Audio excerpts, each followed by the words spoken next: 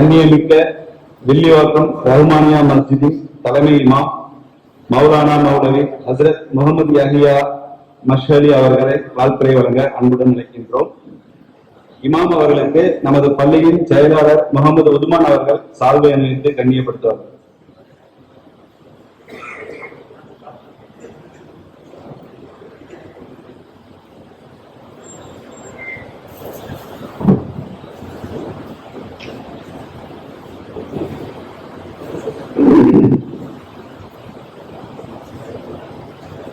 آله وصحبه أجمعين أما بعد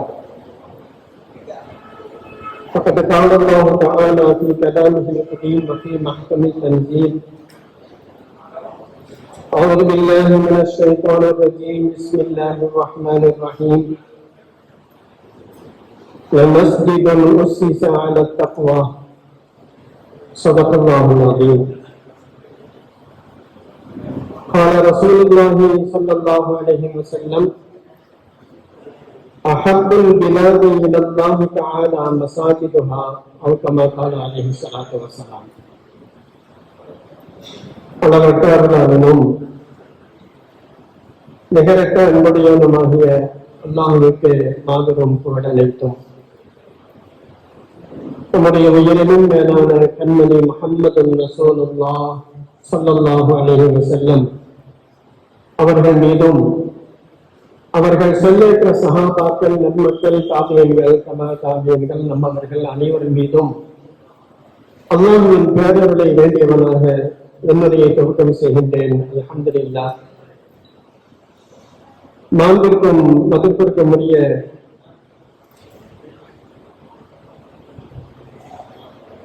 இங்கே அமர்ந்திருக்கின்ற சங்கைக்குரிய அறிஞர் பெருமக்களே,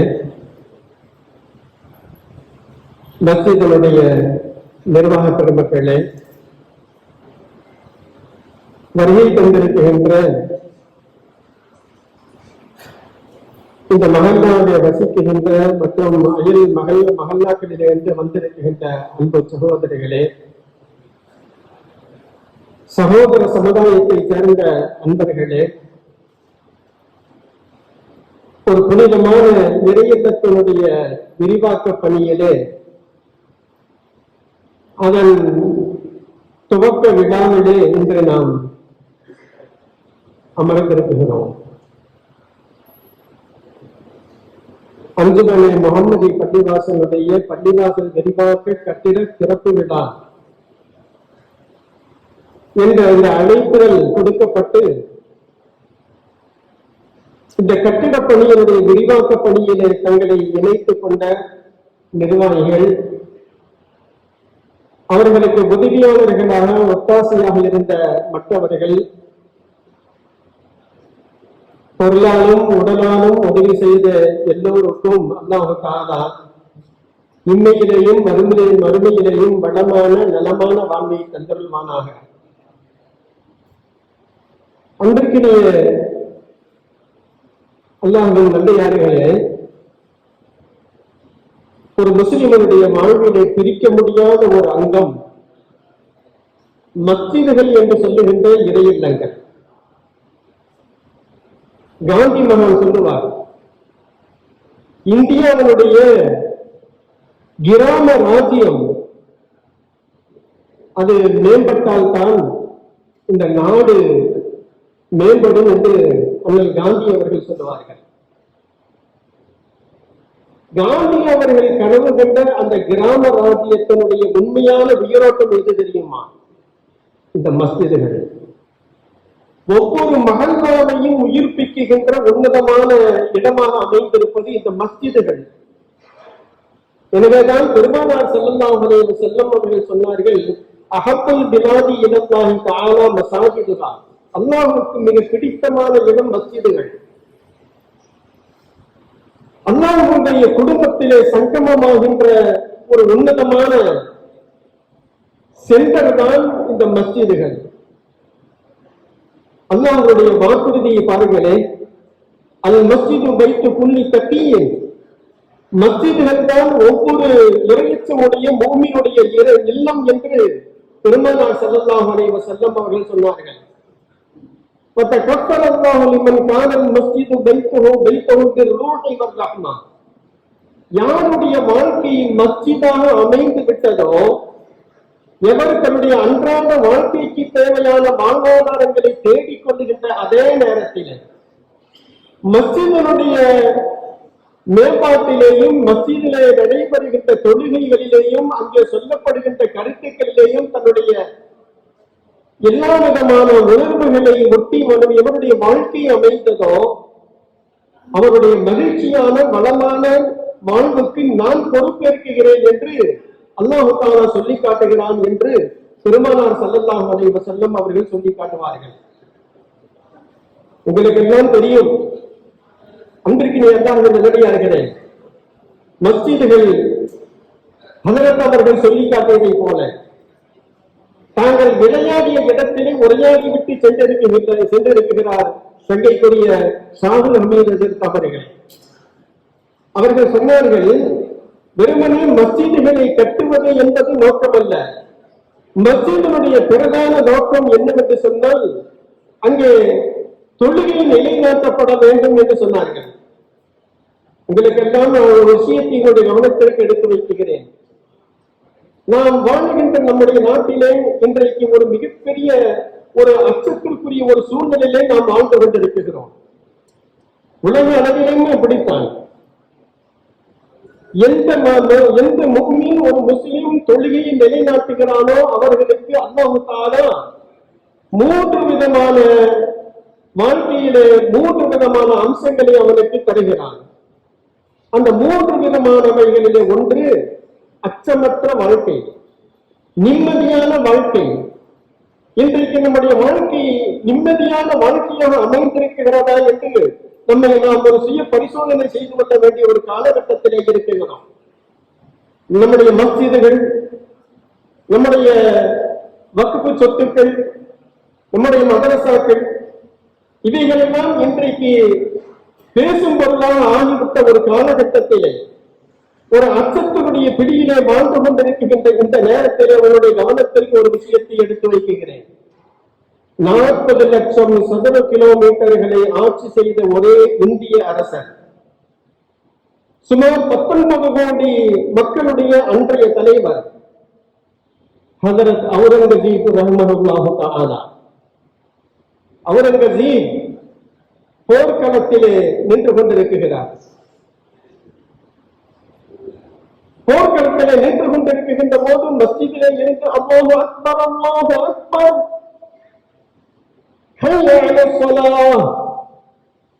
தொழுகைக்கான அழைப்பு விடுக்கப்படுகிறது.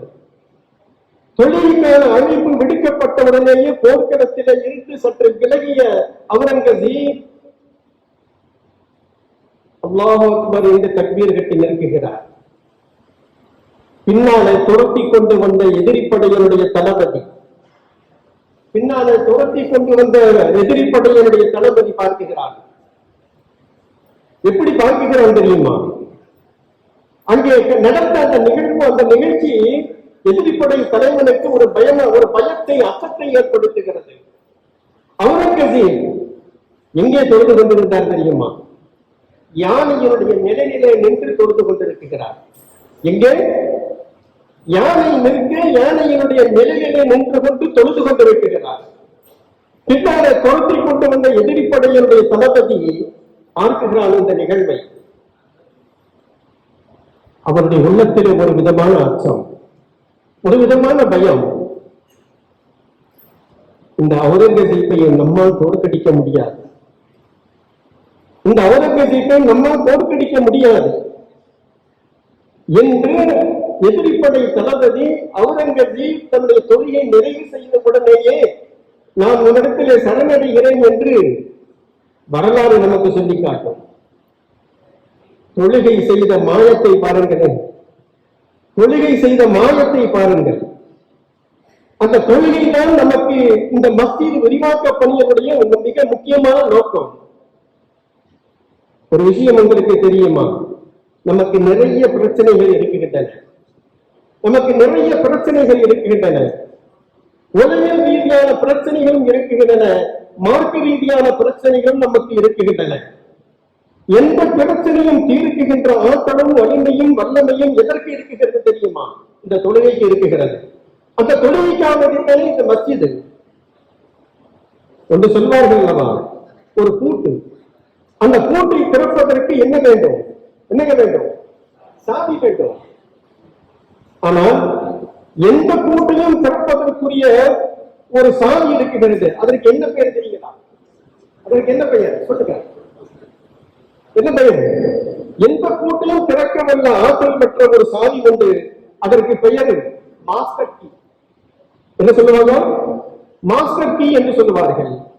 உங்களுடைய எந்த பிரச்சனையும் தீர்ப்பதற்குரிய மாஸ்டர் கீ எங்கே இருக்கிறது தெரியுமா? தொழுகையிலே இருக்கிறது. அவ்வப்போது நாம் புலம்புகிறோம், அவ்வப்போது நாம் புலம்புகிறோம். வியாபாரத்திலே நஷ்டம், குடும்பத்திலே பிரச்சனை, சமுதாயத்திலே சமூகத்திலே பிரச்சனை என்று புலம்புகிறோமே. அந்த புலம்பல்களுக்கெல்லாம் தீர்வு அல்லாஹ் எங்கே வைத்திருக்கிறான் தெரியுமா? தொழுகையிலே வைத்திருக்கிறான். எந்த பிரச்சனையும் தீர்ப்பதற்குரிய மாஸ்டர் கீயாக அல்லாஹ் இந்த தொழுகையை வைத்திருக்கிறான். அந்த தொழுகையை நாம் நம்முடைய வாழ்க்கையிலே கடைபிடிக்கின்ற போதுதான் நம்முடைய வாழ்வு வளம் பெறுகிறது. அல்லாஹு என்று ஸல்லல்லாஹு அலைஹி வஸல்லம் அவர்கள் சொன்னார்கள் அல்லவா, நம்முடைய வளமான வாழ்வுக்கு மஸ்ஜிதுடைய விரிவாக்கம் என்பது அது எப்படி இருக்க வேண்டும் தெரியுமா? முடிவாக தொழிலாளிகளுடைய விரிவாக்கமாக இருக்க வேண்டும். நம்மெல்லாம் நினைக்கிறோம், மஸ்ஜிதிலே இருந்து ஒலிக்கப்படுகின்ற வாக்கு சத்தம் கேட்கின்ற வகையிலே என்னுடைய இல்லம் இருக்க வேண்டும் என்று நாம் பிரியப்படுகிறோம். ஒரு காலகட்டத்தில் அப்படி இருந்தது. ஆனால் பாபுடைய சத்தம் கேட்கக்கூடிய மஹல்லாக்குள்ளே வசிக்க வேண்டும் என்ற ஆசை உங்களுக்கு இருக்குகிறது. ஆனால் மஸ்ஜிதிலே இருந்து ஹய்யான ஸலாத், ஹய்யானல் ஃபலாஹ், தொழுகைக்கு வாருங்கள் என்று அழைக்கின்ற போது மஸ்ஜிதிற்கு வரவில்லையே, அது என்ன நியாயம்? பாபு ஒலித்தால் கேட்கின்ற அந்த மஹல்லாவிலே வசிக்க வேண்டும், மஸ்ஜிதிற்கு பக்கத்திலே வசிக்க வேண்டும் என்ற ஆசை, ஆனால் தொழுகைக்கு மட்டும் நான் வரமாட்டேன் என்பது என்ன பொருத்தம்? சிந்தித்து பாருங்க. எனவே அன்பிற்கினிய மஹல்லா வாசிகளே, மஸ்ஜிதுடைய விரிவாக்கம் செய்திருக்கிறீர்கள். விரிவாக்கத்திற்கு ஏற்றவாறு மஹல்லால வசிப்பவர்களுடைய தொழுகையாளர்களுடைய எண்ணிக்கை பெருக வேண்டும். மஸ்ஜிதுகள் பெருகிய அளவிற்கு மஸ்ஜிதுடைய விரிவாக்கத்தினுடைய பணி, அந்த விரிவாக்க பணிக்கு ஏற்றவாறு தொழிலாளிகளுடைய எண்ணிக்கை பெருகி இருக்கிறதா என்று ஒரு சுய பரிசோதனை செய்து பாருங்கள். எனவே இந்த நேரத்திலே நிர்வாகிகளாக இருக்கக்கூடியவர்கள், நிர்வாகிகள் நீங்கள், அல்லாஹ் உங்களுக்கு கொடுத்திருக்கின்ற ஒரு மிகப்பெரிய ஒரு அமானிதம் இது. நிர்வாகத்தினுடைய பொறுப்பை ஏற்றிருக்கின்ற நீங்கள் ஒரு மிகப்பெரிய அமானிதத்தை ஏற்றிருக்கிறீர்கள். அது என்ன அமானிதம் தெரியுமா? இந்த மஸ்ஜிதை நிர்வகிக்கின்ற பொறுப்பு. நான் நிர்வாகி, நான் தலைவர், செக்ரட்டரி, முத்தவல்லி என்று கம்பட்டம் படித்தால் மட்டும் போதாது.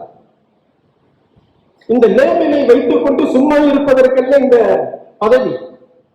எதற்கு தெரியுமா? இறையில்லத்திற்கு பணி செய்வதற்காக நியமிக்கப்பட்டிருக்கிறீர்கள். உங்களுடைய தலையிலே சுமத்தப்பட்டிருக்கின்ற ஒரு அமானிதம் இது.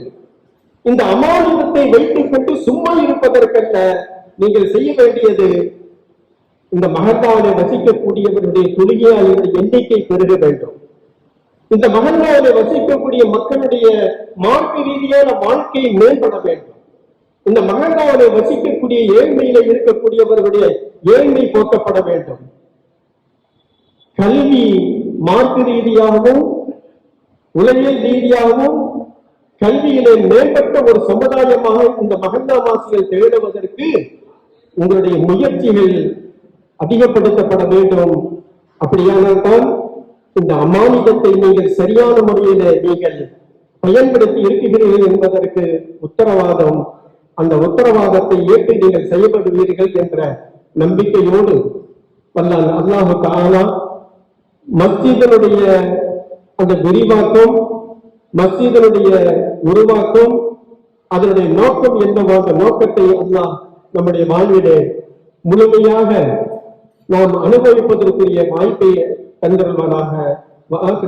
அல்ஹம்துலில்லாஹி ரப்பில் ஆலமீன். அஸ்ஸலாமு அலைக்கும் வரஹ்மத்துல்லாஹி வபரகாத்துஹு.